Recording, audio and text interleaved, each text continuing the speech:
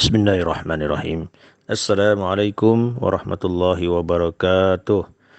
Alhamdulillahilladzi anzala ala abdihil kitaba wa lam yaj'al lahu iwaja.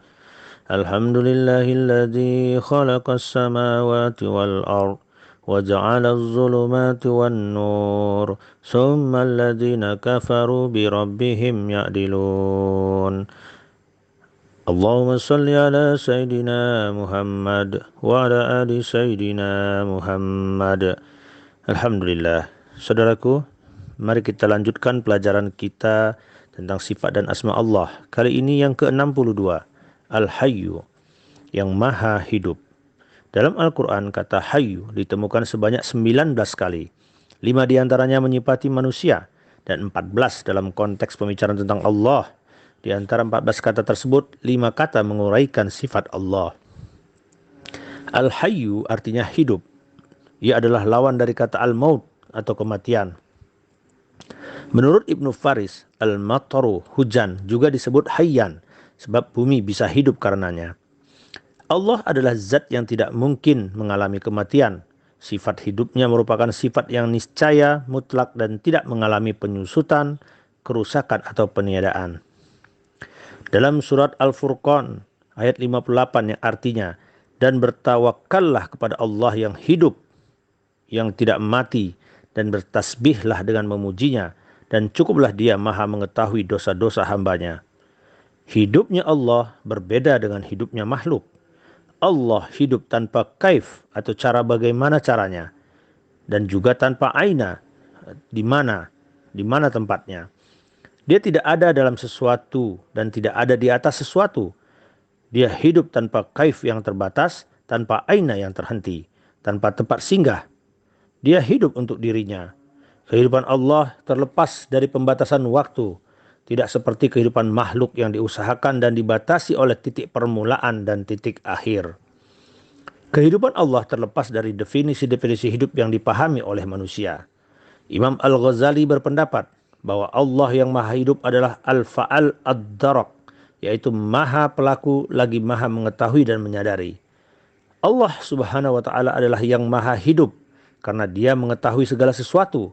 Hidupnya langgeng tidak berakhir, bahkan dia yang memberi dan mencabut kehidupan dari yang hidup. Makhluk hidup karena dianugerahi olehnya hidup, sedang Allah hidup bukan karena anugerah. Makhluk akan mati, sedangkan Allah jangankan mati, tidur atau mengantuk pun tidak. Allah tidak ada Tuhan yang berhak disembah, melainkan Dia yang hidup kekal, lagi terus-menerus mengurus makhluknya, tidak mengantuk dan tidak tidur. Kepunyaannya apa yang di langit dan apa yang di bumi. Quran Surah Al-Baqarah 255. Memang tidak selayaknya Allah tidur. Kalau sampai tertidur, semua makhluk akan terlantar. Langit dan bumi akan hancur. Rasulullah SAW bersabda dalam hadis riwayat Muslim nomor 263 yang artinya, sesungguhnya Allah tidak tidur dan tidak seyogyanya dia tidur. Dia yang menaikkan dan menurunkan ukuran. Kepadanya diangkat amal siang sebelum malam dan amalan malam sebelum siang. Demikian Allah sebagai zat yang maha hidup. Saudaraku, pesan dan hikmah yang bisa kita tangkap dari sifat Al-Hayyu ini, di mana Allah maha hidup.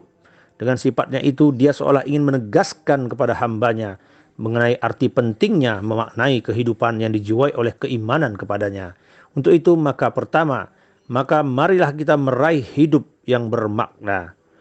Dalam pandangan Allah, kualitas hidup seorang hamba ditentukan oleh tingkat ketakwaannya. Semakin tinggi ketakwaannya, maka semakin bermakna hidupnya. Tapi semakin mendurhakai ajarannya, maka semakin tidak berarti kehidupannya. Meskipun harta, tahta, popularitas, serta kemewahan dunia melekat dalam dirinya. Bagaimanapun, kehidupan dunia hanyalah persinggahan. Kehidupan yang sebenarnya adalah di akhirat. Dunia ini adalah ladang bagi kehidupan akhirat. Dalam tinjauan keimanan, orang yang hidup bisa dianggap sebagai orang mati, karena ia tidak mendengar dan menjalankan ajaran Allah dan Rasul-Nya. Sebaliknya, orang yang telah meninggal dunia masih dinilai hidup karena pengabdiannya dalam membela agama Allah. Sebagaimana dijelaskan di dalam surat Ali Imran ayat 169 yang artinya, Janganlah kamu mengira bahwa orang-orang yang gugur karena membela agama Allah itu sudah mati. Mereka itu masih hidup. Mereka mendapat karunia di sisi Tuhannya.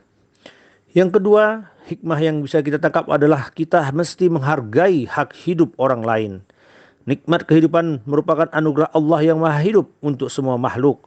Siapapun tak dibenarkan merusak, mengganggu atau menghilangkan hak hidup orang lain secara zalim. Namun hak hidup seseorang bisa saja gugur jika dirinya terbukti menghilangkan nyawa orang lain secara zalim pula. Menghargai hak hidup seseorang harus disertai dengan menanamkan nilai-nilai keimanan dalam kehidupannya. Sebab penghargaan tertinggi dalam memaknai kehidupan yang memang terletak pada pengamalan nilai-nilai keimanan. Apalah artinya hak hidup seseorang apabila keberadaannya menjadi biang kerok munculnya berbagai bentuk ketidakadilan, kekacauan, pertikaian, apalagi peperangan. Karena hak hidup adalah anugerah, sejatinya kehidupan ini dijalani dengan niat untuk beribadah kepadanya. Saudaraku, mari kita jadikan sifat Al-Hayyu ini yang maha hidup sebagai sumber landasan sikap dan mental kita dalam kehidupan ini, dengan cara menjadikan kehidupan ini sebagai ladang untuk memperbanyak ibadah demi menyongsong kehidupan yang kekal kelak di akhirat. Mengoptimalkan kemampuan diri untuk menjadi pribadi-pribadi yang mampu memberikan manfaat bagi kehidupan keluarga, kepada kehidupan lingkungan, tempat kerja, teman, tetangga, dan masyarakat. Menghargai waktu dengan melakukan berbagai bentuk kegiatan yang positif, serta menjauhi perilaku yang sia-sia. Memberi kesempatan dan mendorong orang lain untuk memperbaiki kualitas kehidupannya supaya menjadi lebih baik. Menutup pelajaran kita pagi ini, mari kita simak Quran surat 18 yang artinya, hai orang-orang yang beriman, bertakwalah kepada Allah dan hendaklah setiap diri memperhatikan apa yang telah diperbuatnya untuk hari esoknya. Demikian saudaraku, mudah-mudahan pelajaran kita ini bermanfaat dan bisa kita ambil hikmah dalam kehidupan kita sehari-hari dan menjadi amalan bagi kita.